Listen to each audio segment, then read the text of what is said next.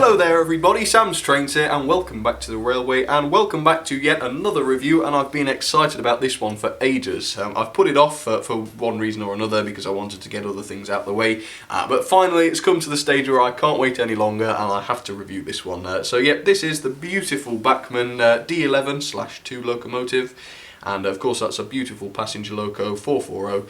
And they actually originated from the GCR, which stands for the Great Central Railway, and 11 were built there in 1919 to the design of John G. Robinson, and in those days the class was actually known as the 11F, but then later on in time they were inherited by the LNER, where they were actually reclassified into the D11 in 1923.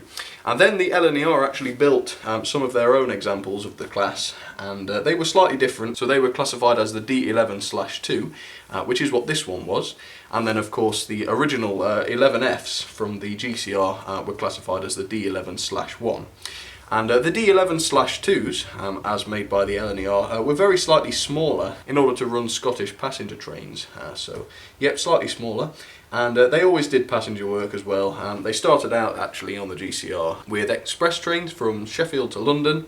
And in total, from both the LNER and the GCR, 35 were built, but sadly there is only one left in preservation, and it's actually static, but that was number 506, and that one apparently is painted in the GCR livery. And here's this one then, here's the one we're going to unbox. As you can see, this is the D11/2, as I noted earlier, which is the LNER version, which the LNER built. And let's just take a quick look at the box. Let's have a little look at the end of it. As you can see, you've got the product code there, which is 31/136DC. And then underneath there, we've got the class D11/62677, which is the running number.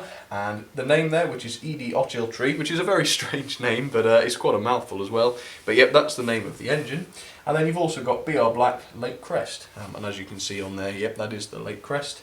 And also DCC on board. So yeah, this one is chipped. And I managed to get this one actually for just less than £90, which I think is a pretty good price because you'd normally pay quite a bit more for something like this, especially with the fact that it's chipped. But still, that's pretty good.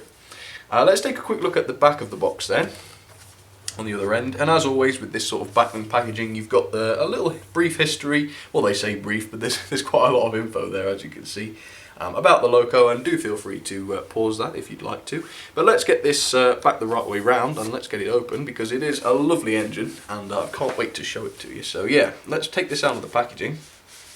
And I realise the glare is also stopping you seeing her too well, so I will get this out as quick as I can. Just slide this out. Oops, and there's all the paperwork. Let's have a quick look at what we've got here then. So first of all, you've got the Bachmann Collectors Club, and you could send that off if you wanted to and join the club. And also you've got what looks like one of those exploded diagrams. Yep. And goodness, look at all those gears. That's because both of the driving wheels are actually driven with the gears. They don't just rely on the coupling rods, so that's pretty good. But yep, that's very useful if you wanted to take it apart for whatever reason. Very useful indeed. And on the back you've got some running hints and basically a bit of a beginner's guide to running locomotives, which is always very useful. It's great that they include that. So let's get that one out of the way. And then finally, what's this one? Oh, this is for the decoder. Information on the decoder, very useful. And there's also information on how to reprogram it if you wanted to do that, which for me is very useful because it is quite a pain to reprogram some of these, but that makes it a lot easier. And of course that's all well and good, but it's not what we're here for, so let's get this engine out of the packaging. Let's slide it out of the sleeve then, here we go. Quite a tight fit, but it's not too difficult to get that one out. And first of all, you can see there's quite a lot of detail in here. What have we got here? We've got some braking rods and some detail I don't actually recognise there. There's all sorts in there. But of course, if you wanted to, you could fit those, and I'm sure the loco would look extremely well detailed after they've been fitted. And we have even more actually stuck in here. This one in here, there's even more detail, plastic parts, and there's also like a bridge. I suppose that's for if you wanted to convert the loco back to DC and run it on DC, you could do that, so that's quite useful. But yep, still lots more detail there. And this final pack looks like it's stuck down. Oh, there's some screws. There you go, screws. Don't know if they're to affix some of the detail or whether they're just spares, but nonetheless, two little baby screws. I'll probably have to keep those in the bag, otherwise I'll lose them. But yep, let me stick all those back. And let's get on to the part we're all waiting for. which is the loco. And as you can see there, well, we've got lots of this fun rubbery stuff, which I do like to play with. And yeah, we've got this sort of BR lined livery, I suppose you'd call it, with the red stripes, and that's why I went for this one, because I do love that livery. But let's get this one out. Of course, the loco is coupled to the tender permanently, so you have to be careful there. But there it is, number 62677, a massive 040, a massive 440. Certainly not an 040. I think it's one of the biggest 440s I've got.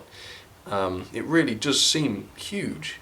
But yep, there she is, Edie Ochiltree, fantastic heavy logo as well. Let's get her up onto the white background and I will show you her in a little bit more detail. Alright, let's get on with it. Well, there she is then, the D11/2 up against the white background.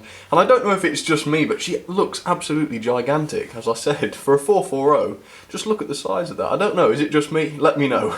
There's a little pop-up there, you can tell me if you agree. But yeah, she looks absolutely stunning, and it is a fantastically detailed loco.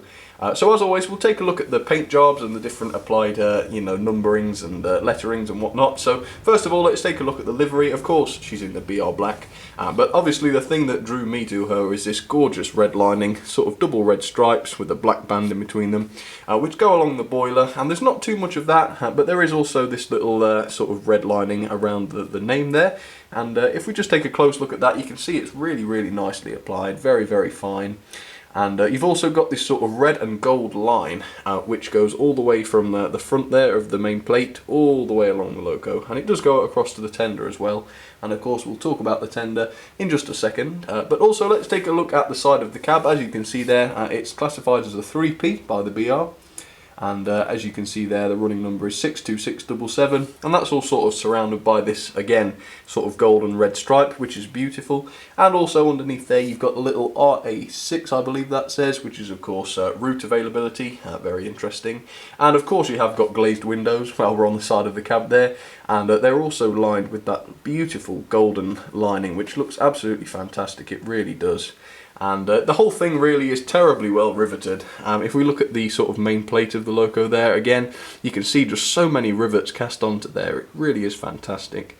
And the sort of firebox, I think that is, looks absolutely fantastic as well, with all sorts of detailing, rivets, and different moulded parts, which is absolutely fantastic.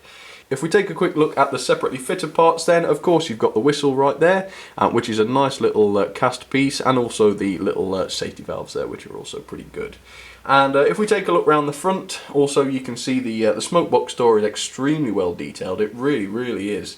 And of course it's got the running number on there, and also the shed code, which is pretty nice. And the front buffer beam too is very well detailed. It's got the class on there, which is quite interesting, the D11.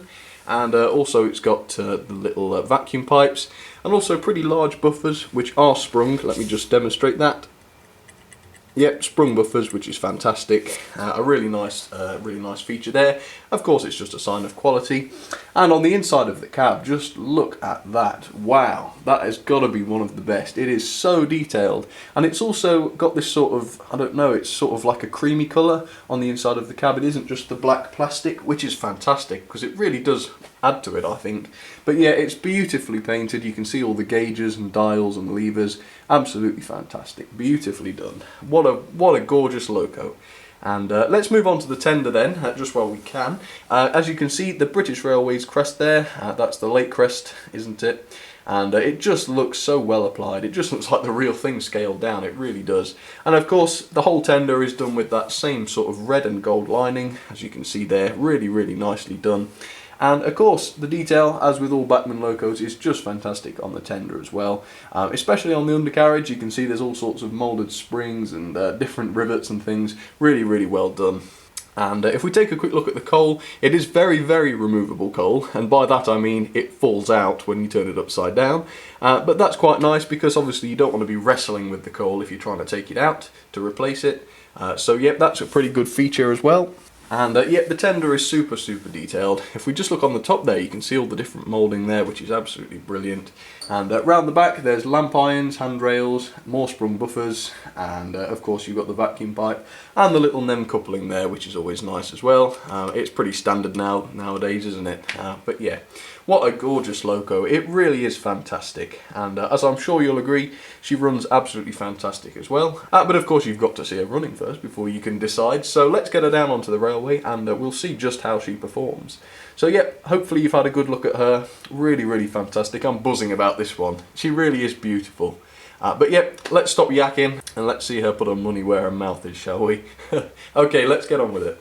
Okay, so there's the lovely old D11 on the line, looking absolutely fantastic, and I will get her running as soon as possible. But first I'll just show you what else is on the line. She is going to be coupling up to a small rake of blood and custard coaches, and they're sort of the right sort of size rake for her, I think. She could probably pull more, but of course she is only a 3P, so she's not going to be pulling a terrible amount. And on the other line I've got the S and DJR 2P. Now I realise that's not the perfect companion for the D11 because she's a lot smaller and she's not really from the Great Central or even the LNER, but she is a 440 and she's also on DCC, which is quite important. So that's why she's running, and she's got a couple of LMS coaches, which again aren't perfectly suited to her, but they're close enough, I think. So we're going to get Edie Ochiltree up and running then, and I'm controlling everything on my iPad today, which is perfect. I do like that because I can move around the room, of course, and I don't have to be at the controller. So yeah, that makes for a better job anyway. So let's just try a little bit of slow movement then from the D11, and we'll see how she performs. So I don't know whether she's going forwards or backwards. Oops, that's a bit quick. Come on, back. She's left the shot completely. But as you can see, that's the minimum speed. Oh no, it's not. Hang on. That is the minimum speed. Almost. Come on. Trying to get that really slow speed. But yeah, as you can see, it's not perfectly suited to crawling speeds. But as you can see, it's also very smooth as well. So yeah, that's it. I don't know, maybe if I got her on DC I could test just how slowly she could go. But for some reason the chip isn't letting her slow down any more than that. Let me see if she will. No, that seems to be the slowest speed she'll do. But having said that, that's not a bad crawl, and she is an express passenger loco, so that's probably not too bad at all. Alright, let's send her into reverse then, and we'll couple up to those blood and custard coaches. There we go. Shunt her backwards. There we go. I seem to have got her going quite nice and gently anyway. But as you can see, she moves very powerfully and very slowly. And of course she's got a lot of weight to her, so she won't really struggle with a decent sized rake of coaches. But there she is anyway. Lovely little loco. Well, not little, I do think she's very big for a 440. But yeah, anyway, let's get her off then. Let's see if she will do an express passenger speed. So 62677, Edie Ochiltree, if I can pronounce it. Let's get her off and see how she performs. Oops, all the passengers have just been sick. Alright, let's get that 2P up and running, shall we? Okay, I'll see if I can start her a little bit more gently. Hornby, of course, this one. There we go. Lovely. Okay, let's watch them run together, shall we?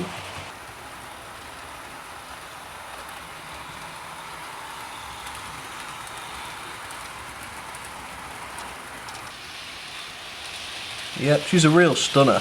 A great runner, as you can see. Perfect. And where's that 2P? There she goes. The camera makes her look very blue. She's more purpley, I would say, in real life than that, but the camera certainly makes her look very interesting indeed.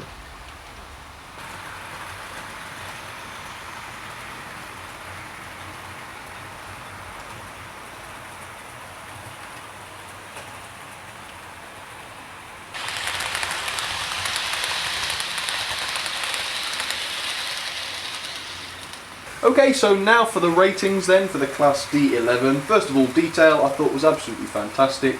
9 out of 10 there, really well detailed. Performance, 8 out of 10. She does very well at slow speeds, she doesn't run a traction tyre, and she's got plenty of weight. She's a little bit jerky at the higher speeds, surprisingly, but it really isn't a massive issue. Character 10 out of 10. Of course this is just my opinion, but I really think that the D11 has a lot of character, and just the size of it and the way it looks when it's running, I think it just has fantastic character. So yeah, 10 out of 10 there. Build quality 9 out of 10. It really is very well built. There are a few little bits of detail which are delicate, but you know, that's absolutely to be expected, and as long as you're careful, there's no real problem. Value for me, I got pretty good value for money. Like I said, I just paid about £90 for this one, which I thought was pretty good, so 9 out of 10 there. If you remember that it's chipped as well, so that's pretty good. So overall that brings us to 9 out of 10, a really beautiful locomotive. It's just an all-rounder really.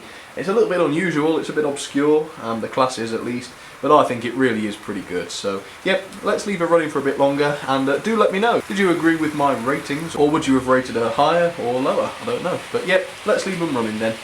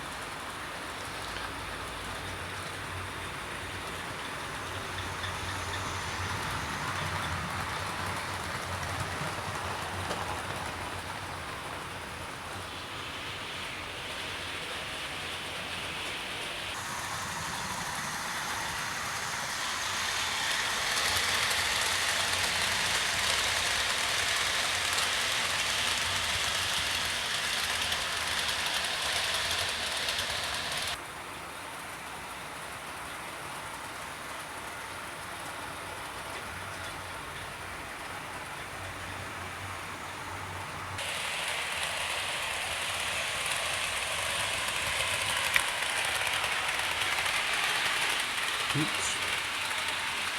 Bit bright there, sorry. Is the 2p going to appear? Oh yes.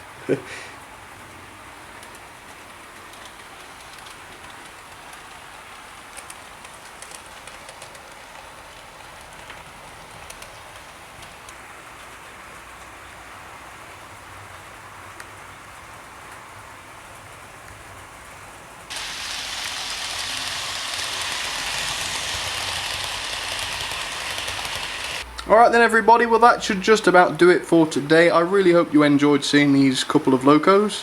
And of course the D11 of course. Fantastic Bachmann engine, really it really is. If you did enjoy the video, please feel free to leave a like or a comment, because I do love it when you get in touch. And also you could check out the Facebook or Twitter pages if you wanted to, at facebook.com/samstrains or twitter.com/samstrains. And it's great to have a little bit of interaction on there, and I'm always sharing different photographs and posts and whatnot, so if you're interested, please check that out. But for now, a massive thank you to you all for watching, and I hope to see you all very soon of course, and I'll see you next time. Cheers everybody.